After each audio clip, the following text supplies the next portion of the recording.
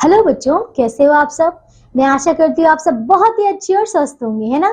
चलिए, आज की कक्षा में हम शुरू करने वाले हमारा अध्याय नंबर 11 है। ठीक है, इसका नाम है कारक मतलब केस। ठीक है बच्चों, तो चलिए शुरू करते हैं हमारा ये नया अध्याय। बच्चों, इससे पिछली कक्षा में आपने क्या पढ़े थे? वचन, है ना, मतलब नंबर्स। तो बच्चों, क्या आप सभी ने उसका अच्छे से अभ्यास कर लिया है? मैं आशा करती हूँ कि हाँ, आप सभी ने बहुत अच्छे से उसका अभ्यास कर लिया होगा, है ना।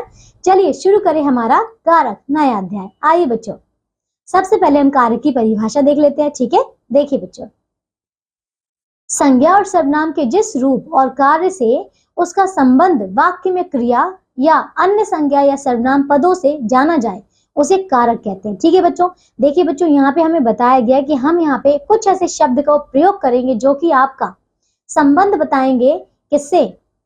क्रिया का।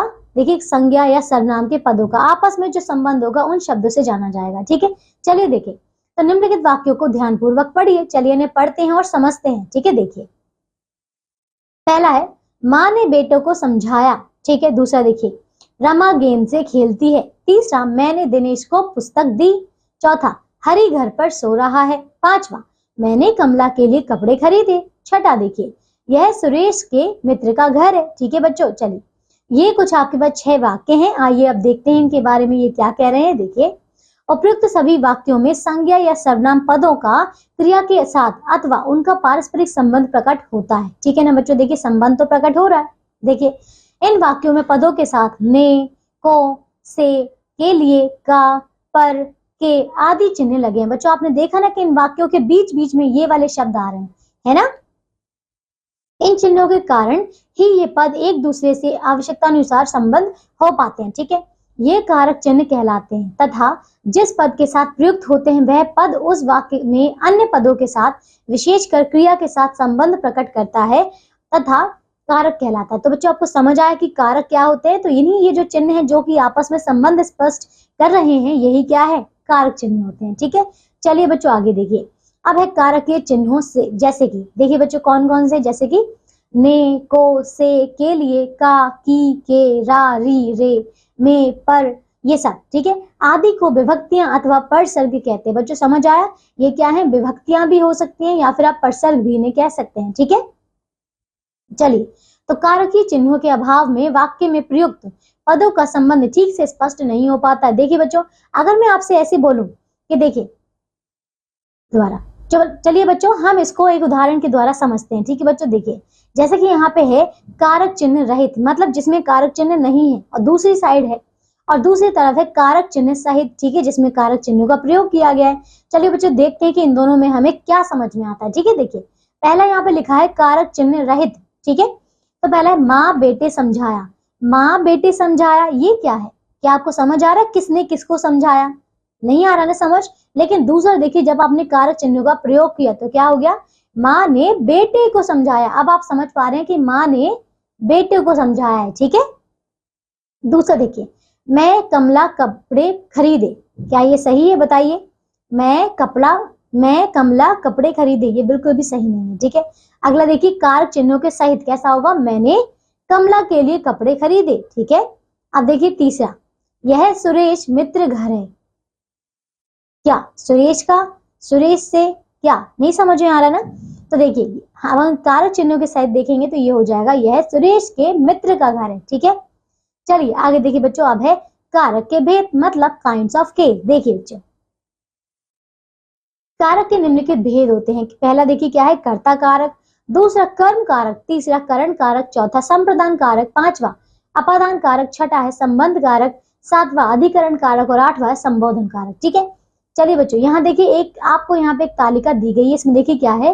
विभक्ति चिन्हों सहित कारक। देखिए बच्चों, हमारे पास कुल कितने कारक है? 8 कारक है। ठीक है, अब इसमें देखिए हमें कारक दिए गए हैं, विभक्ति चिन्ह भी दिए गए हैं और विभक्तियां भी दी गई हैं। ठीक है, चलिए बच्चों देखिए, तो यहाँ पे पहले देखिए कारक कौन सा? कर्ता कारक, इसका विभक्ति चिन्ह है ने। ठीक है, और विभक्ति प्रथमा है। ठीक है, फिर देखिए कर्म कारक, तो इसका विभक्ति चिन्ह है को और ये द्वितीय विभक्ति है। ठीक है, करण कारक, तो ये से, के द्वारा, और इसका विभक्ति है क्या? तृतीय। ठीक है, ऐसे संप्रदान कारक देखिए तो के लिए, को। ठीक है, तो ये है विभक्ति चतुर्थी। ठीक है, अपादान कारक, तो देखो बच्चों से, अलग होना, ठीक है, इसमें अलग होना बताएगा आपको, ठीक है। तो ये है पंचमी। अब देखिए संबंध कारक, तो का, की, के, रा, री, रे, ठीक है, ये है षष्ठी। अधिकरण कारक, तो देखिए में, पर, ये क्या है, इसका विभक्ति चिन्ह है, और ये क्या है, सप्तमी, ठीक है। देखिए संबोधन कारक, तो हे, अरे, ओ, ठीक है बच्चों, इसका कोई भी विभक्ति नहीं है।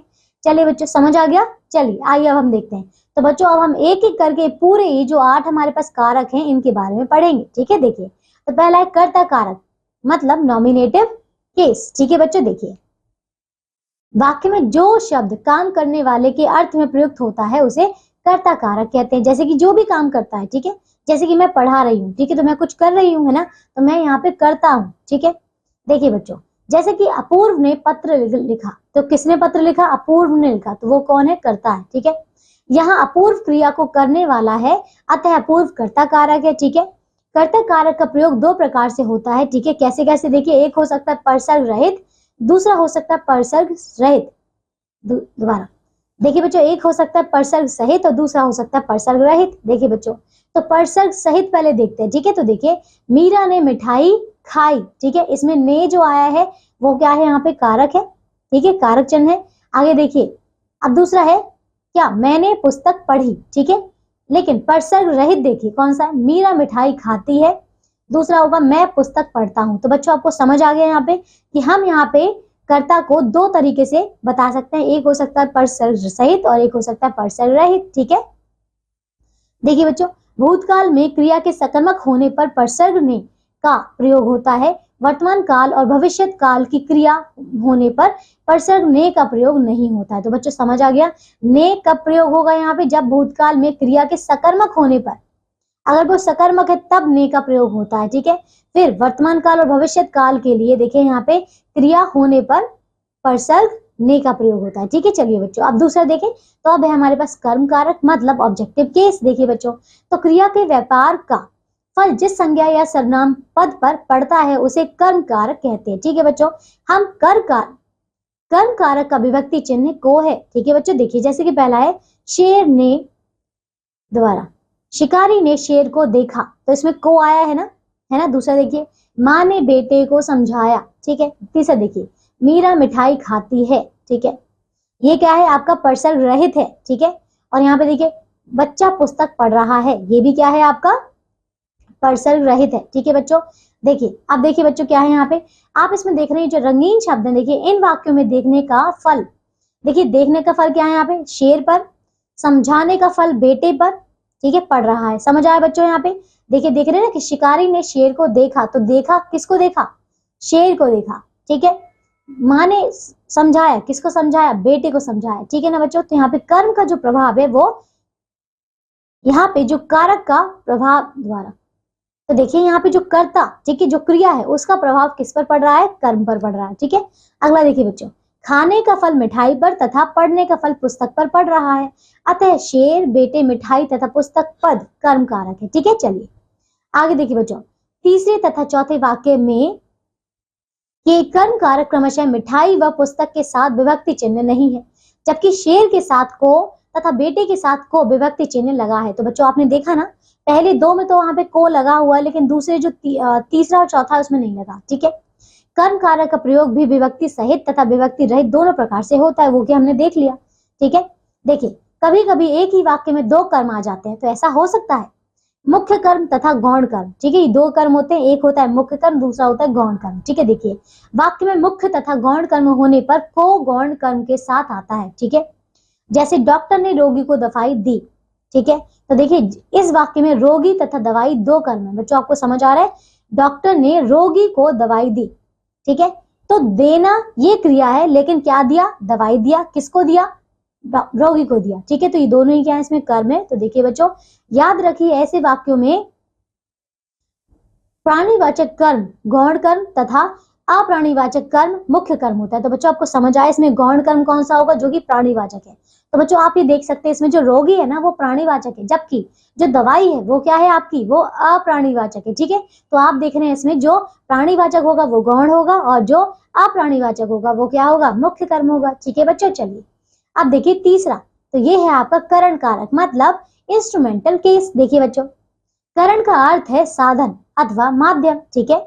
जिस शब्द से क्रिया के साधन मतलब जिससे क्रिया की जाती है का बोध होता है उसे करण कारक कहते हैं। ठीक है, इस कारक के विभक्ति चिन्ह है से के द्वारा। ठीक है, उदाहरण दीजिए। उदाहरण देखिए बच्चों, चलिए तो आपको समझ आया। सबसे पहले देखिए यहाँ पे पहला क्या लिखा हुआ, मैंने पेंसिल से चित्र लिखा। दोबारा, मैंने पेंसिल से चित्र बनाया। तो देखिए चित्र बनाया एक क्रिया है, लेकिन किससे बनाया, पेंसिल से बनाया। पेंसिल क्या है यहाँ पे, इसका साधन है। ठीक है, दूसरा देखिए, मैं नौकर के साथ संदेश भेज दूंगा। ठीक है, किसके साथ, नौकर के साथ। ठीक है, तीसरा देखिए, अज्ञात बीमारी से अनेक लोग मर गए। ठीक है, चौथा, पुलिस ने डंडे से चोर को पीटा। ठीक है बच्चों, अब देखो तो देखिए बच्चों, इनमें कभी कभी इनका प्रयोग विभक्ति रहित भी होता है। जैसे कि देखिए क्या है, मैंने आंखों देखी बात कही।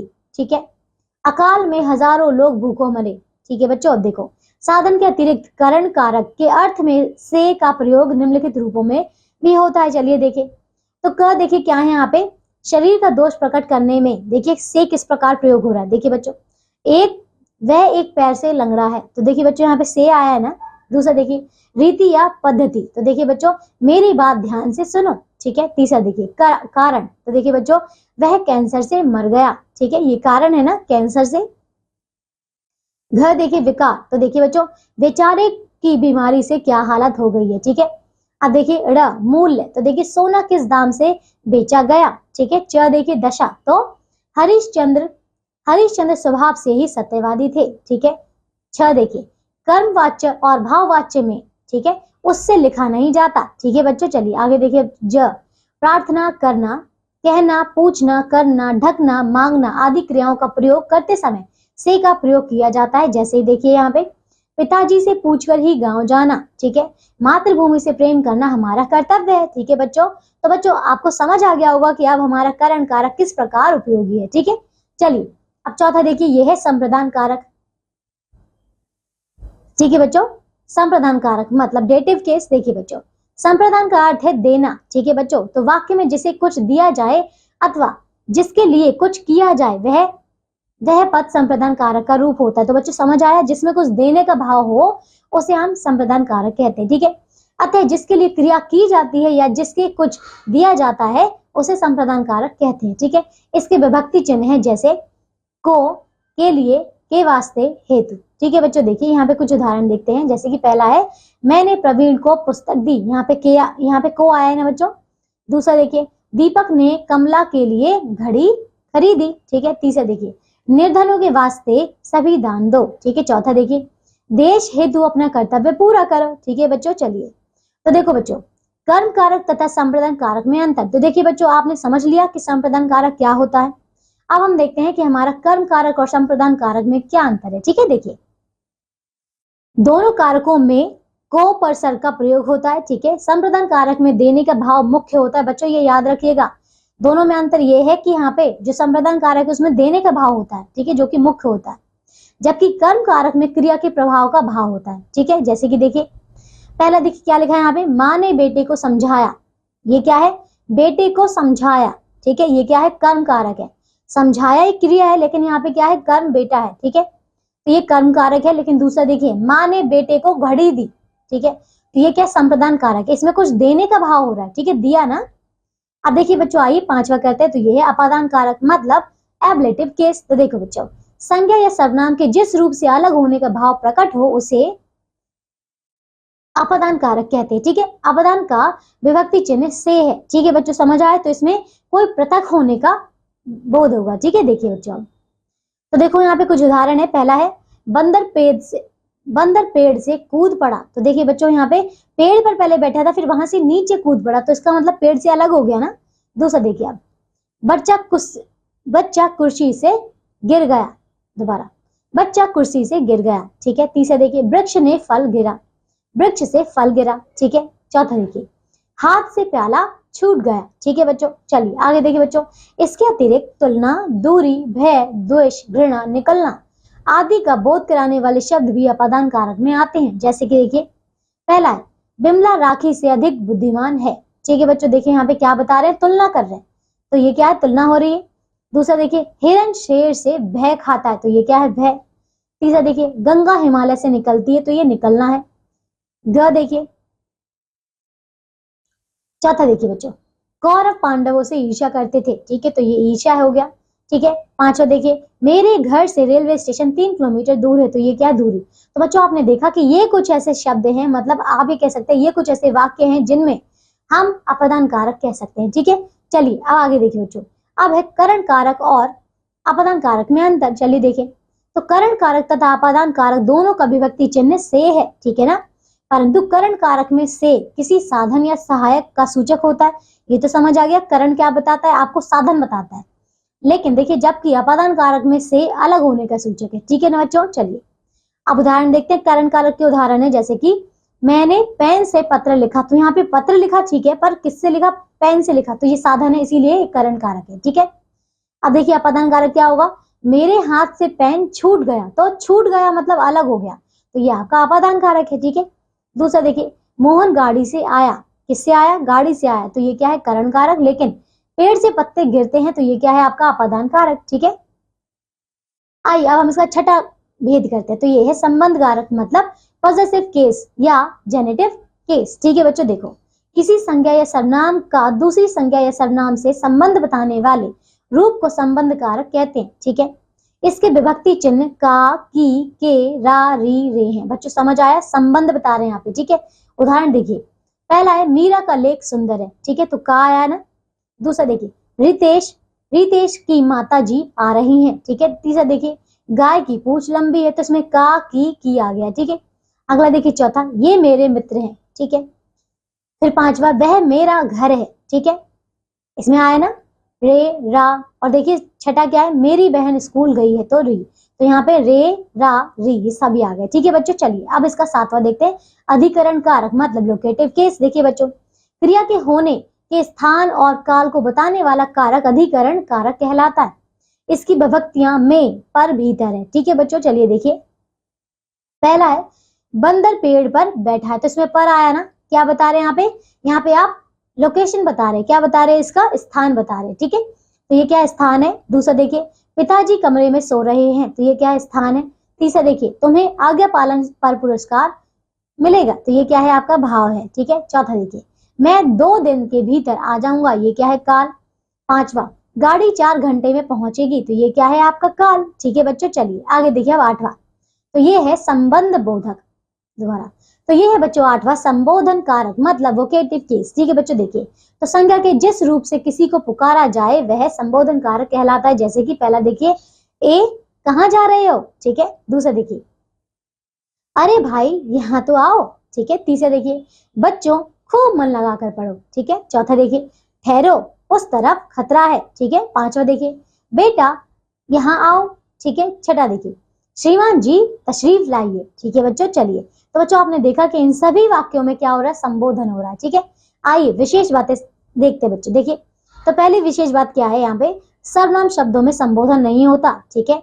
संज्ञा शब्दों के पूर्व कभी कभी अव्यय शब्दों का प्रयोग होता है, ठीक है बच्चों। दूसरा देखिए, कभी कभी संबोधन शब्द संज्ञा के साथ ना आकर अकेले ही प्रयुक्त होते हैं, ठीक है। जैसे कि देखिए, ए इधर आओ, ठीक है, ये क्या हो रहा है, कभी कभी संबोधन शब्द संज्ञा के साथ ना आकर ऐसे ही प्रयोग होते हैं, ठीक है, अकेले। तीसरा देखिए, संबोधन कारक के पश्चात संबोधन चिन्ह तथा कभी कभी अल्प विराम भी लगा दिया जाता है, ठीक है ना बच्चों। समझ आया यहाँ पे क्या हो रहा है, अल्प विराम लगाया जाता है या फिर संबोधन चिन्ह भी, ठीक है। चलिए आइए बच्चों, अब हम करते हैं संज्ञा शब्दों के समस्त विभक्तियों में रूप। चलिए बच्चों देखें, तो अकारांत पुल्लिंग शब्द रूप बालक के, ठीक है बच्चों। चलिए बालक के यहाँ पे अलग अलग रूप देखते हैं, ठीक है। देखिए, इसमें कर्ता क्या है, देखिए दोबारा, तो देखिए बच्चों, पहले कारक, कारक क्या है, कर्ता, ठीक है। एक वचन होगा बालक, बालक ने। बहुवचन होगा इसका बालक, बालकों ने, ठीक है। कर्म देखिए इसका क्या है, एक वचन है बालक, बालक को, और बहुवचन होगा बालक, बालकों को, ठीक है। करण देखिए इसका, बालक से, बालक के द्वारा, ये एक वचन है, और बालकों से के द्वारा, ये क्या है, इसका बहुवचन, ठीक है। संप्रदान देखिए इसका, बालक को के लिए ये एक वचन है, और बालकों को के लिए ये बहुवचन है, ठीक है। अपादान देखिए, ये बालक से, ये क्या हो रहा है, पृथक होने का है, ठीक है, तो ये एक वचन है और ये बहुवचन होगा बालकों से, ठीक है। संबंध देखिए, बालक का, की, के ये एक वचन है, बालकों का, की, के ये बहुवचन है, ठीक है। अधिकरण देखिए, बालक में, पर ये एक वचन है, बालकों में, पर ये बहुवचन है, ठीक है। संबोधन देखिए, हे बालक ये एक वचन है, हे बालकों ये बहुवचन है, ठीक है। इसी प्रकार वृक्ष, देव, मनुष्य आदि शब्दों के रूप होंगे। ठीक है बच्चों, तो आप इन्हें इसी तरीके से लिखेंगे जिस प्रकार आपने बालक लिखे हैं। ठीक है, चलिए आगे देखिए बच्चों, अब है आकारांत। आकारांत पुल्लिंग शब्द रूप लड़का। देखिए बच्चों, लड़के के, देखिए तो कारक है कर्ता, एक वचन है लड़का, लड़के ने, और बहुवचन है लड़के, लड़कों ने। ठीक है, कर्म, अब देखिए लड़के को एक वचन है, लड़कों को ये बहुवचन है। करण एक वचन है, दोबारा करण। ठीक है, देखिए लड़के से, लड़के के द्वारा ये एक वचन है, लड़कों से के द्वारा ये बहुवचन है। ठीक है, संप्रदान देखिए लड़के को के लिए ये क्या है, एक वचन है, और लड़कों को के लिए ये बहुवचन है। ठीक है, संबंध देखिए लड़के का की के ये एक वचन है, लड़कों का की के ये बहुवचन है। संबोधन हे बालक ये एक वचन है, हे बालकों ये बहुवचन है। इस प्रकार पिता, बच्चा, घोड़ा, गधा आप आदि के शब्द रूप लिख सकते हैं। ठीक है, चलिए अब हम देखते हैं बच्चों ईकारांत पुल्लिंग शब्द रूप कवि के। ठीक है, देखिए कर्ता, देखिए सबसे पहले कारक करता है, तो देखिए एक वचन है कवि, कवि ने, और बहुवचन होगा कवि, कवियों ने। ठीक है, दूसरा देखिए कर्म, तो ये है कवि को ये एक वचन है, कवियों को ये बहुवचन है। ठीक है, करण देखिए अब कवि से के द्वारा एक वचन है, कवियों से के द्वारा ये बहुवचन है। ठीक है, संप्रदान कवि को कवि के लिए एक वचन है, और कवियों को कवियों के लिए ये बहुवचन है। ठीक है, अपादान देखिए कवि से ये एक वचन है, कवियों से ये बहुवचन है। ठीक है, संबंध देखिए अब कवि का के की ये एक वचन है, कवियों का की के ये बहुवचन है। ठीक है, अधिकरण देखिए बच्चों कवि में पर ये एक वचन है, कवियों में पर ये बहुवचन है। संबोधन हे कवि ये एक वचन है, हे कवियों ये बहुवचन है। तो बच्चों इसी प्रकार रवि, पति, मुनि, ऋषि आदि शब्दों के रूप भी होंगे। तो ठीक है बच्चों, आप ये लिख लेंगे। ठीक है, आगे देखिए आप, अब हम करते हैं ईकारांत पुल्लिंग शब्द रूप हाथी के। ठीक है बच्चों, देखिए तो कारक क्या है यहाँ पे कर्ता, और एक वचन है हाथी, हाथी ने, बहुवचन होगा हाथी, हाथियों ने। ठीक है बच्चों, अगला देखिए कर्म, तो देखिए हाथी को ये एक वचन है, हाथियों को ये बहुवचन है। करण हाथी से के द्वारा एक वचन है, हाथियों से के द्वारा ये बहुवचन है। संप्रदान हाथी को के लिए एक वचन है, हाथियों को के लिए ये बहुवचन है। ठीक है, अपादान हाथी से ये एक वचन है, हाथियों से ये बहुवचन है।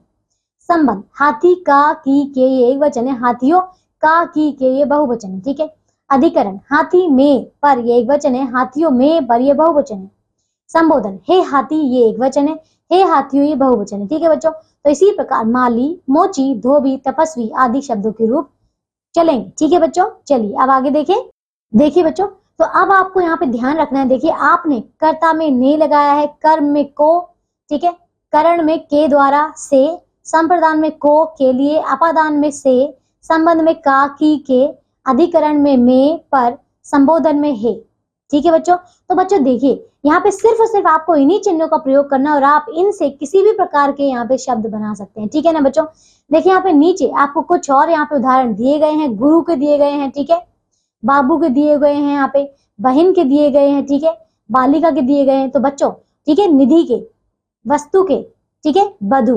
तो देखिए बच्चों इतने सारे आपको ये शब्द रूप दिए गए हैं, आप इन्हें पूरा खुद से करेंगे। ठीक है ना बच्चों, बहुत ही आसान है बच्चों, आपको जो हमने पहले कर लिए हैं इनका आप उदाहरण देख सकते हैं और इन्हें पूरा कर सकते हैं। ठीक है ना बच्चों, चलिए बच्चों आइए इसका हम एक आखिरी वाला कर लेते हैं, बधु का। ठीक है बच्चों, देखिए उकारांत स्त्रीलिंग शब्द रूप बधु की। देखिए बच्चों क्या है, कर्ता क्या है यहाँ पे, देखिए बधु, बधु ने एक वचन, बधु बधुओं ने ये बहुवचन है। ठीक है, कर्म देखिए बधु को ये एक वचन है, बधुओं को ये बहुवचन है।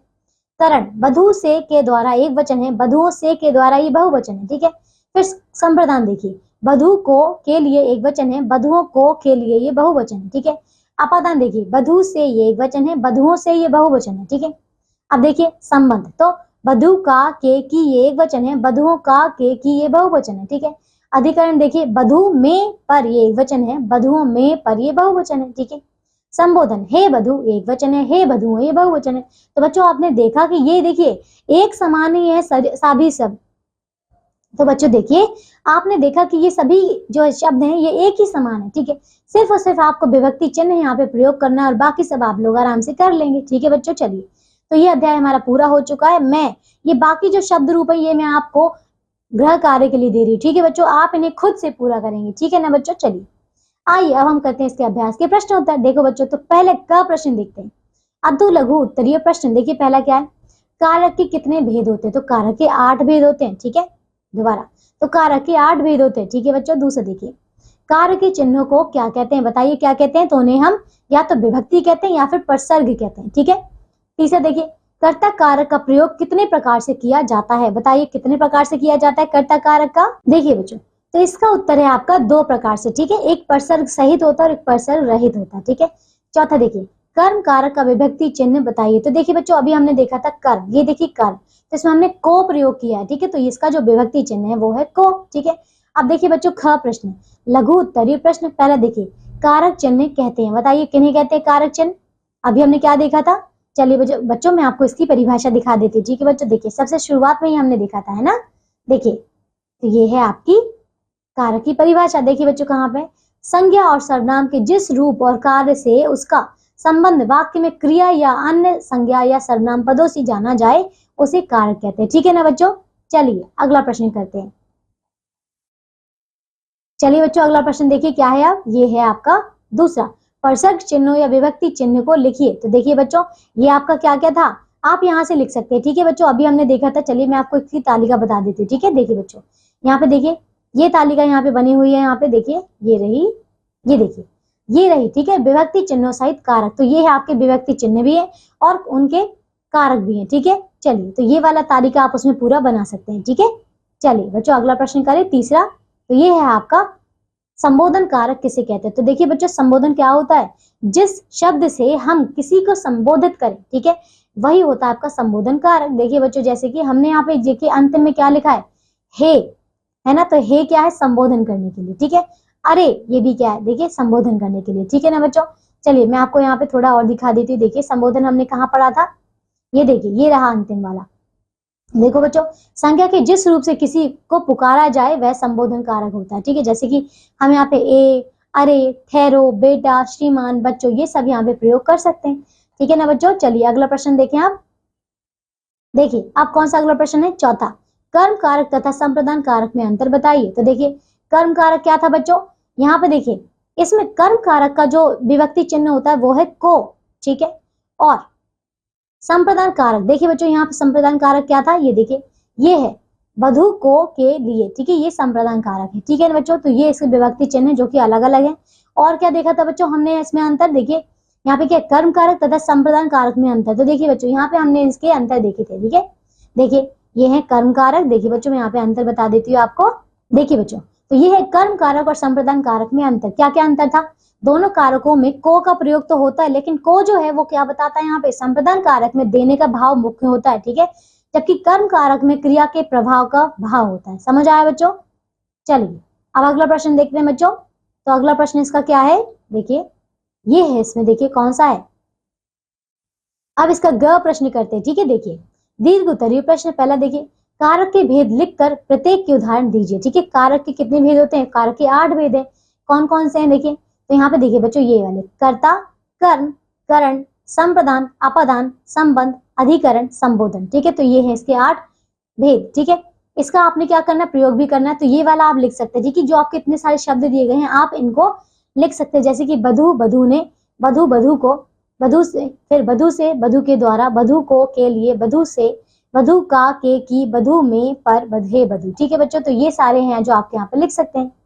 अब देखिए इसका दूसरा प्रश्न, करण कारक और अपादान कारक में क्या अंतर है, उदाहरण सहित समझाइए, ठीक है बच्चों। देखिए करण कारक और अपादान कारक, देखिए बच्चों यहाँ पे दिखा था हमने करण कारक और अपादान कारक में अंतर। देखिए बच्चों, तो ये रहा आपका, देखिए बच्चों, करण कारक और अपादान कारक में अंतर तो ये है। देखिए करण कारक तथा अपादान कारक दोनों में विभक्ति चिन्ह से है, ठीक है, लेकिन देखिए परंतु करण कारक में से किसी साधन या सूचक के लिए है, ठीक है, लेकिन जो अपादान है उसमें से जो है वो अलग होने का सूचक है, ठीक है ना बच्चों। उदाहरण क्या हो जाएगा, देखिए ये हो जाएगा, जैसे कि क्या दिया हुआ है यहाँ पे, देखिए ये है आपका, देखो यहाँ पे ये दिया हुआ है, जैसे कि पहला है, मैंने पेन से लिखा, मैंने पेन से पत्र लिखा, ठीक है। तो इसमें पेन क्या है यहाँ पे, ये आपका ये करण कारक है क्योंकि यहाँ पे कर्म है। जबकि अपादान कारक क्या हो जाएगा, मेरे हाथ से पेन छूट गया, छूट गया, पृथक हो गया, ठीक है ना। तो ये आपका अपादान कारक है, ठीक है। चलिए आइए अब हम अगला करते हैं, ठीक है। देखो बच्चों, तो इसका अगला प्रश्न कौन सा बच्चों, देखिए तो ये है आपका तीसरा, वस्तु को सभी विभक्तियों के रूप लिखिए, ठीक है।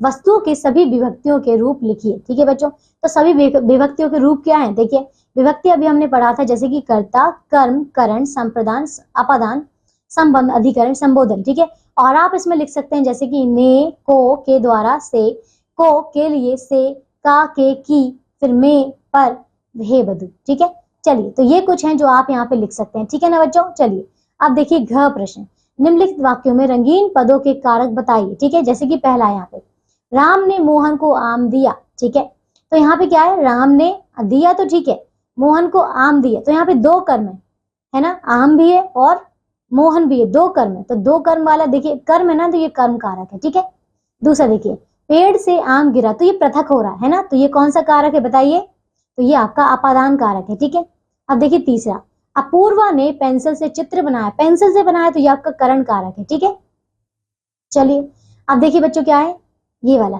चौथा, हमारा घर दूर है। ठीक है, हमारा घर दूर है। ठीक है ना बच्चों, तो ये क्या है बताइए, इसमें दूरी बता रहा है ना। देखिए बच्चों, इसका उत्तर हो जाएगा आपका अपादान कारक। ठीक है ना बच्चों, इसमें क्योंकि इसमें दूरी बता रहे हैं। ठीक है, चलिए अब इसका अगला प्रश्न करते हैं।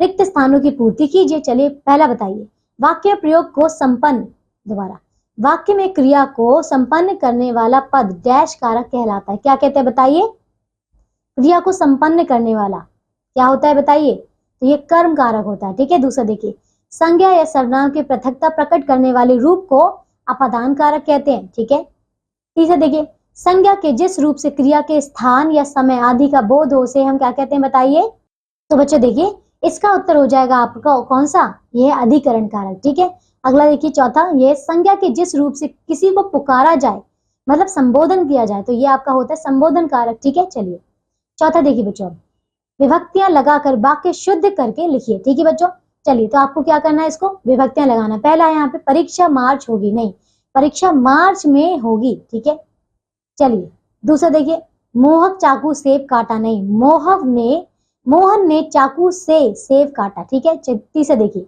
रमा स्कूल जाना है, नहीं, रमा को स्कूल जाना है। ठीक है, चलिए अब छह देखिए, नीचे कारकों की विभक्तियां लिखी हुई हैं, उनके सामने संबंधित कारक का नाम लिखिए। ठीक है, जैसे कि देखिए यहाँ पे पर लिखा हुआ। ठीक है, तो देखिए मे पर ये किस में था, आई बच्चों मैं दिखा देती हूँ, ये देखिए मे पर यहाँ पे है ये अधिकरण में। ठीक है, तो इसका हो जाएगा आपका अधिकरण। ठीक है, के लिए कहाँ पे था देखिए, तो बच्चों देखिए के लिए कहाँ पे था, ये है के लिए, ये है संप्रदान। ठीक है ना बच्चों, देखिए और कौन सा है की, तो देखिए ये आपका कौन सा है का, की, के, ये क्या है आपका संबंध वाला है। ठीक है, अब यहाँ देखिए यहाँ पर भी की है, तो ये आपका संबंध है। में देखिए, तो देखिए मे पर अभी हमने देखिया था कौन सा था, ये देखिए, तो ये कौन सा देखो बच्चों, ये है मे पर आपका अधिकरण। ठीक है, अगला देखिए बच्चों, अब है से के द्वारा, देखिए हमने कहा देखा था यहाँ पे देखिए से, तो ये है आपका करण कारक। ठीक है ना बच्चों, चलिए आइए बच्चों देखिए, तो ये अध्याय हमारा पूरा हो चुका है। मैं आशा करती हूँ कि अब आपको कारक का बहुत अच्छे से ज्ञान हो गया होगा, है ना बच्चों। चलिए तो आइए अब हम इसके आगे चलते। देखिए बच्चों यहाँ पे क्या है, एक प्रश्न पत्र आपको दिया गया है जो कि पाठ 1 से 11 के आधार पर है। चलिए बच्चों इन्हें पूरा करते हैं। ठीक है, आइए बच्चों सभी प्रश्नों के उत्तर दीजिए। चलिए एक एक करके आप ही लोग मुझे इन सभी के उत्तर देंगे। ठीक है, देखिए तो पहला प्रश्न क्या है, अति लघु उत्तरीय प्रश्न। देखो, क, व्याकरण को कितने भागों में बांटा जा सकता है बताइए, कितने भागों में बांटा जा सकता है व्याकरण को। देखिए बच्चों, तो यहाँ पे क देखिए क्या है, व्याकरण को कितने भागों में बांटा जा सकता है, तो इनको मुख्य रूप से 4 भागों में बांटा जा सकता है। ठीक है, क देखिए, समास के कितने भेद होते हैं, देखिए 6 भेद होते हैं। ग, संधि क्या होता है बताइए, संधि का क्या अर्थ है, तो संधि का अर्थ क्या होता है बताइए, योग। ठीक है, या फिर जुड़ना। ठीक है, घ देखिए, संज्ञा किसे कहते हैं, तो देखिए हमने पढ़ा था कि किसी भी नाम को, है ना, किसी भी व्यक्ति, वस्तु, स्थान, प्राणी या भाव के नाम को संज्ञा कहते हैं। ठीक है, चलिए दूसरा देखिए आप, लघु उत्तरीय प्रश्न। पहला बच्चों देखिए, भाषा किसे कहते हैं, तो देखिए बच्चों किसी व्यक्ति को अपने मन के भावों को प्रकट करने के लिए, दूसरों को समझाने के लिए जो जिस माध्यम, दोबारा बोल रही हूं, तो बच्चों भाषा किसे कहते हैं, देखिए हम जिस माध्यम से अपने मन के विचारों को दूसरों तक प्रकट करते हैं, दोबारा बोल रही हूँ, देखिए बच्चों भाषा क्या होती है, जिस भी माध्यम से हम अपने मन के विचारों को दूसरों तक पहुंचाते हैं या फिर दूसरों से हम समझते हैं। ठीक है, तो उस माध्यम को ही हम भाषा कहते हैं। ठीक है बच्चों, देखिए अब ये लिखित भी हो सकता है और मौखिक भी हो सकता है ना बच्चों, हम लिखकर भी समझा सकते हैं और मौखिक बोलकर भी। ठीक है ना बच्चों, तो मुख से बोले गए कुछ शब्द ये क्या बन जाते हैं, आपकी भाषा बन जाते हैं। ठीक है, चलिए खा देखिए, पद किसे कहते हैं, देखिए बच्चों पद क्या होते हैं, जो शब्द, देखिए कोई शब्द जब वाक्य में प्रयोग कर लिया जाता है तो उसको हम पद कहते हैं। ठीक है, ग देखिए, पर्यायवाची शब्द क्या होते हैं, एक उदाहरण दीजिए, तो देखिए पर्यायवाची क्या होते हैं, समान अर्थ बताने वाले शब्दों को पर्यायवाची शब्द या फिर समानार्थी शब्द कहते हैं। जैसे कि अग्नि का हो जाएगा पावक, आग। ठीक है, चलिए तीसरे प्रश्न देखिए बच्चों, दीर्घ उत्तरीय प्रश्न। इसमें क देखिए क्या है, रूढ़ तथा रूढ़ तथा योग रूढ़ शब्दों में अंतर स्पष्ट कीजिए। ठीक है बच्चों, देखिए बच्चों, तो इसमें हम देख रहे हैं रूढ़ और तथा योग रूढ़ में। ठीक है, तो इसका अंतर क्या होगा, देखिए रूढ़ आपके वे शब्द होते हैं जिनको जब आप तोड़ते हैं, ठीक है, जिनको आप तोड़ेंगे तो उनका वो जो आप कह सकते हैं जो वर्ण बनेंगे, मतलब जो आपके भिन्नार्थक, दोबारा बोल रहे, देखिए बच्चों, रूढ़ शब्द आपके वे शब्द होते हैं जिनको हम किसी विशिष्ट अर्थ, किसी विशेष अर्थ प्रकट करने के लिए प्रयोग करते हैं। लेकिन जब हम इनको खंडित करते हैं, मतलब इनको तोड़ते हैं, तो इनका अपने आप में जो खंडित आपके भाग होते हैं उनका कोई भी अपना अर्थ नहीं रह जाता। ठीक है, तो इसीलिए हम इन्हें क्या कहते हैं, रूढ़ शब्द। लेकिन जो योग रूढ़ शब्द हैं वो आपके दो या दो से अधिक शब्दों के मेल से बनते हैं। ठीक है, दो या दो, ठीक है बच्चों, तो जो योग रूढ़ शब्द हैं आपके वो दो या दो से अधिक शब्दों के मेल से बनते हैं। ठीक है, और इनको हम पृथक करेंगे तो उनका क्या होगा, अपने आप में ही एक अस्तित्व होता है, एक अपना अर्थ होता है। ठीक है ना बच्चों, लेकिन जब हम इनको मिला देते हैं तो वो किसी विशेष अर्थ को प्रकट करते हैं। ठीक है बच्चों, चलिए अगला देखिए, ख प्रश्न, लिंग किसे कहते हैं? आवट, आव तथा आपा से समाप्त होने वाले तीन शब्द लिखकर उनके लिंग भी लिखिए।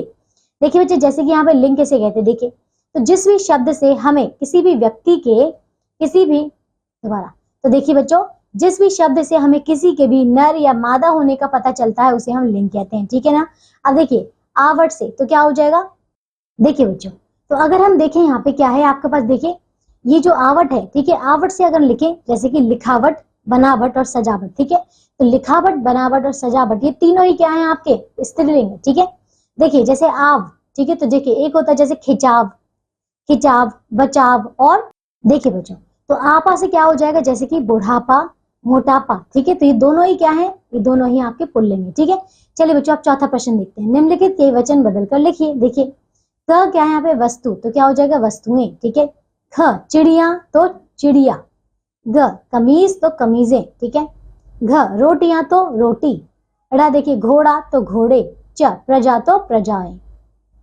नहीं प्रजा तो प्रजागण। ठीक है बच्चों, दोबारा बोल रही, प्रजा तो प्रजाजन। ठीक है बच्चों, चलिए देखिए बच्चों, हमने इसका पूरा प्रश्न पत्र जो है, तो देखिए बच्चों हमने यहाँ पे पूरा ये जो प्रश्न पत्र एक है हमने पूरा अच्छे से इसको कर लिया है। ठीक है बच्चों, चलिए तो बच्चों अब मैं आशा करती हूँ कि आप सभी को ये जितने भी अध्याय हमने पढ़े हैं 1 से लेकर 11 तक, आप सभी को बहुत अच्छे से ये याद हो गए होंगे, समझ आ गए होंगे, है ना।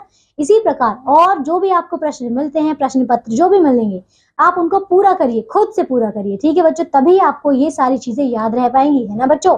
चलिए अब हम मिलेंगे एक नई कक्षा में ऐसे ही नए अध्याय के साथ, तब तक के लिए आप सब अपना ध्यान रखिए और स्वस्थ रहिए। बाय।